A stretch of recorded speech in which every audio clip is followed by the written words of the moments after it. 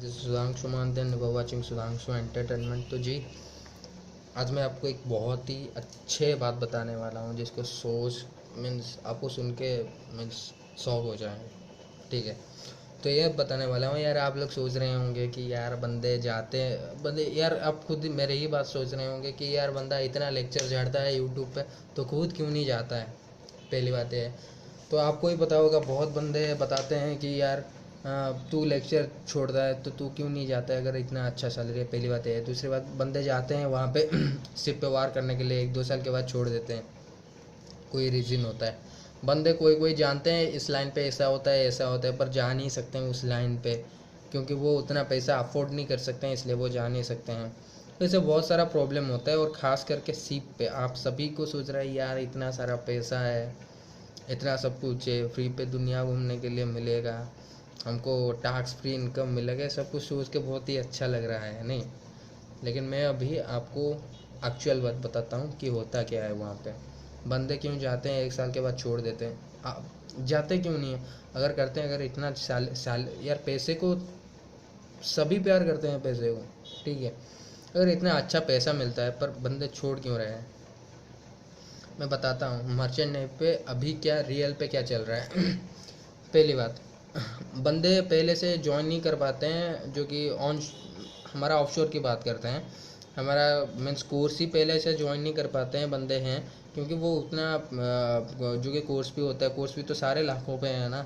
तो बंदे कुछ है जो कि अफोर्ड नहीं करते हैं, वो टोटल जाते नहीं है। और कोई कोई बंदे जाते हैं सिप पे वार करने के लिए जाते हैं, पर उसके बाद छोड़ देते हैं, बोलते हैं कि हमको नहीं जाना है, अच्छा नहीं लगता। तो पहली बात मैं रीजंस बताता हूँ कि आपको पहले तो बता रहा था कि मर्चेंट ने भी क्यों ज्वाइन करना चाहिए, अभी रीजंस बता रहा हूँ कि आप सुन के चौंक जाएंगे। देखो, पहली बार जो सीप पे वार करने के लिए जाते हैं वो लोगों को तो पहली बात को आप जब जो भी इंस्टीट्यूट को जाओ, आपको वहाँ पे सिखाया गया होगा सीनियर्स को रेस्पेक्ट दो। सीनियर्स को रेस्पेक्ट दो मीन्स सीप पे सीनियर्स को रेस्पेक्ट देना होता है। ये सभी बोलते हैं, मैं भी बोलता हूँ, सीनियर को रेस्पेक्ट देना होता है। पर वहाँ पे सीनियर आपका जो भी सीनियर्स है, कोई कोई सिप पे ऐसा भी सीनियर होता है वो लाटिन भी सफा करवाता है, आपको साफ करवाता है आपको। ऐसे बहुत सारे गंदे चीज़ भी आपसे करवाते हैं, जिसके वजह से आप एक हाई पोस्ट लेवल पे होकर भी कुछ नहीं कर सकते हैं। ऐसे बहुत सारा प्रॉब्लम होते हैं जो कि बंदे एक्सेप्ट नहीं कर पाते हैं उसे। यार मैं इतना बड़ा पोस्ट पे हूँ, फिर भी मेरे को इस टाइप का काम करवा रहे हैं, तो मैं यार नहीं रहूँगा, छोड़ दूँगा। ये पहला रीज़न है। दूसरा रीज़न ये आता है कि यार घर से देखो, पहली बात तो ये है कि वहाँ पे अगर आपका तबीयत वगैरह ख़राब हो गया तो वहाँ पे जो कि मेडिकली जो केयर रहता है, वहाँ पे मेडिकल का केयर इतना अच्छा नहीं रहता है। अगर आप एक जगह पे देखो, हेलीकॉप्टर सारे जगह पे भेज, अगर सीरियस हो गया कंडीशन तो हेलीकॉप्टर सारे जगह को भेजा नहीं जा सकते हैं। एक पॉइंट होता है जहाँ पे हेलीकॉप्टर भेज के आपको रेस्क्यू करके लेते हैं, ऑफ शोर के हॉस्पिटल को ले जाते हैं। पर तब तक एक बंदा का जान भी जा सकता है, क्योंकि अगर कोई सीरियस हो गया तो वहाँ पे अगर कोई भी अगर सीरियस हो गया तो वहाँ पे इतना अच्छा भी ट्रेंड डॉक्टर्स नहीं होंगे, या फिर वहाँ पे उतना ठीक से फार्मेसी नहीं होता है, जिसके वजह से अगर कोई सीरियस हो गया तो उसको क्योर कर सके। तो ऑब्वियसली क्योर करने के लिए कि वहाँ आपको ऑफ शोर पे जाना पड़ता है।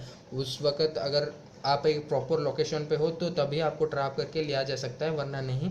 आपका जान भी वहाँ पे जा सकते हैं अगर कोई मेडिकली कुछ प्रॉब्लम हुआ। ये पहला रीज़न है। दूसरा रीज़न ये है कि आपको ऑफिसर जो बोलता है आपको करना पड़ता है, ताकि आप जूनियर ऑफिसर हो उनसे। तो बहुत बंदे हैं जो कि इसको एक्सेप्ट नहीं कर पाते हैं, तो उसके वजह से भी छोड़ते हैं। तीसरी बात ये है कि होम सिकनेस बहुत ही रहता है, क्योंकि आप बहुत ज़्यादा दिन आप बाहर रहते हो तो आपको होम सिकनेस बहुत ही ज़्यादा रहता है। तो बंदे यार रह नहीं पाते हैं घर को छोड़कर इतना ज़्यादा दिन दिन तक बाहर, तो वो भी छोड़ते हैं। तीसरी बात, फूड्स, आपको तो आपके मन मुताबिक फूड तो वहाँ पे नहीं मिलेगा ना, तो सारे बंदों को वो फूड अच्छा नहीं लगता है। तो कोई कोई किसका वो फूड हाइजेनिक नहीं लगता है उनको, तो वो लोग भी छोड़ते हैं। बाय द वे फूड उनको सूट नहीं करता है, इसलिए उनका तबीयत ख़राब हो रहा है वहाँ पे। तो वो लोग भी छोड़ते हैं। और चौथी बात, अगर आपका कोई घर पे कोई प्रॉब्लम हो गया तो आप जब पोर्ट पे नहीं पहुंचते हो तो तभी तक आप नहीं निकल पाओगे, आपके घर के लिए आप रवाना नहीं हो पाओगे। अगर आप इंटरनेशनल वाटर पे हो तो आपको पता भी नहीं चलेगा कि आपका घर पे कुछ हुआ होगा। जब आप पहुंचेंगे पोर्ट पे, घर पे फ़ोन करें तो कुछ हो गया होगा। तो ऐसे बहुत टाइप का प्रॉब्लम रहता है वहाँ पे, ऑन शोर पे ऐसा बहुत टाइप का प्रॉब्लम रहता है जिसके लिए कि बंदे 1 साल के बाद छोड़ देते हैं या फिर कोई कोई कोर्स करके भी नहीं जाता है। और जो बात रहता है वहाँ पे शिप पे पॉलिटिक्स भी चलता है, क्योंकि अलग अलग रिलीजन के, अलग अलग कंट्री के लोग आकर एक ही शिप पे काम करते हैं। तो उन लोगों का टॉकिंग स्टाइल, किसी का रहने का स्टाइल, किसी का बात करने का स्टाइल, सभी का अलग रहता है। तो वहाँ पे आपको उनसे मिलकर चलना पड़ता है, पर कोई कोई बंदे उनसे मिलजुल नहीं पाते हैं, तो जो भी हो जाए थोड़ा मिसबिहेव का शिकार कर होना पड़ता है उन लोगों को। तो ऐसे बहुत टाइप का पॉलिटिक्स चलता है। कोई अगर किसी को लाइक नहीं करता है तो उसके नाम से कोई कैप्टन या फिर किसको बोलते हैं ये काम नहीं कर रहा है, ये नहीं कर रहा है, तो आपको डांट पड़ेगा। ऐसे पॉलिटिक्स भी बहुत चलता है शिप के अंदर।